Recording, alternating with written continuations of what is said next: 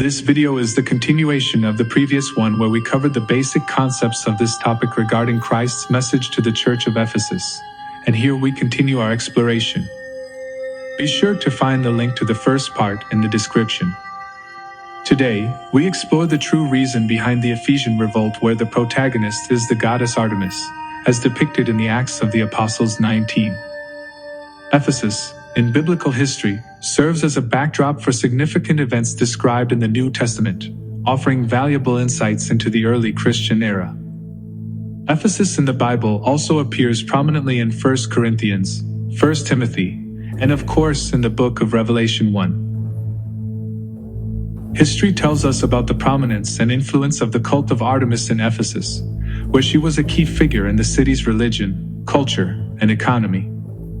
A conflict of faith and beliefs that existed in the heart of Ephesus, where the Christian church played a central role.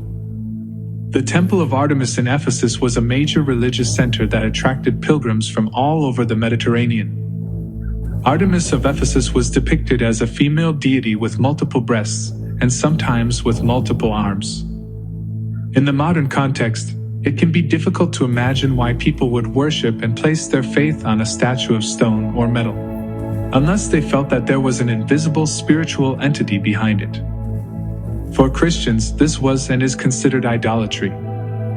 In Acts 19 verses 23 to 41, there is an account of a riot that occurred in Ephesus due to the influence and popularity of Artemis. About that time there arose a great disturbance about the way. A silversmith named Demetrius, who made silver shrines of Artemis, brought in a lot of business for the craftsmen there. He called them together, along with the workers in related trades, and said, "You know, my friends, that we receive a good income from this business.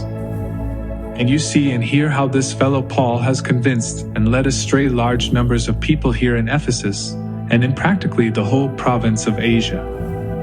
He says that gods made by human hands are no gods at all. There is danger not only that our trade will lose its good name, but also that the temple of the great goddess Artemis will be discredited. And the goddess herself, who is worshipped throughout the province of Asia and the world, will be robbed of her divine majesty." When they heard this, they were furious and began shouting, "Great is Artemis of the Ephesians!" Soon the whole city was in an uproar. The people seized Gaius and Aristarchus, Paul's traveling companions from Macedonia, and all of them rushed into the theater together. Paul wanted to appear before the crowd, but the disciples would not let him. Even some of the officials of the province, friends of Paul, sent him a message begging him not to venture into the theater. The assembly was in confusion. Some were shouting one thing, some another. Most of the people did not even know why they were there. The Jews in the crowd pushed Alexander to the front, and they shouted instructions to him. He motioned for silence in order to make a defense before the people. But when they realized he was a Jew, they all shouted in unison for about 2 hours, "Great is Artemis of the Ephesians!" The city clerk quieted the crowd and said, "Fellow Ephesians, doesn't all the world know that the city of Ephesus is the guardian of the temple of the great Artemis and of her image, which fell from heaven? Therefore, since these facts are undeniable, you ought to calm down and not do anything rash. You have brought these men here, though they have neither robbed temples nor blasphemed our goddess. If then Demetrius and his fellow craftsmen have a grievance against anybody, the courts are open and there are proconsuls. They can press charges. If there is anything further you want to bring up, it must be settled in a legal assembly.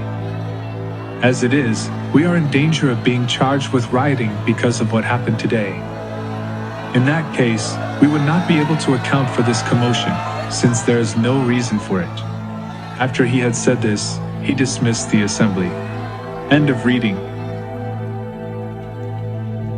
In the previous video, we covered the basics on this topic, and in today's video, we continue our exploration. Be sure to find the link to the first part in the description.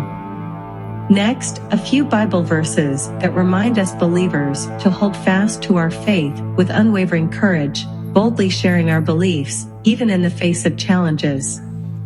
They emphasize that God's strength and the guidance of the Holy Spirit support us with confidence to proclaim the gospel.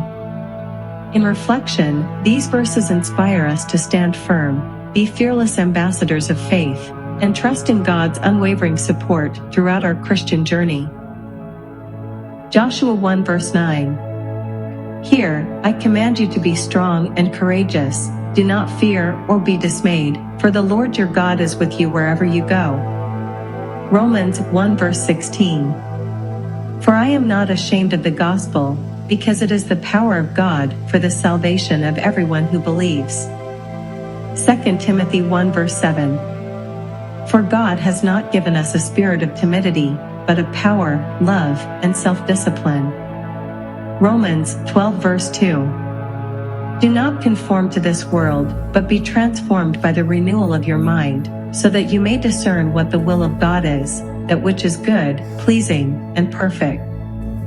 Question: among the listed verses here that emphasize the importance of standing firm in the Christian faith and beliefs, which one do you identify with the most and why? Share with us in the comments. Subscribe if you enjoy these topics and want to join this community of believers with curious minds. Don't miss the upcoming content I have prepared on the apocalypse. Be sure to find the link to the first part in the description.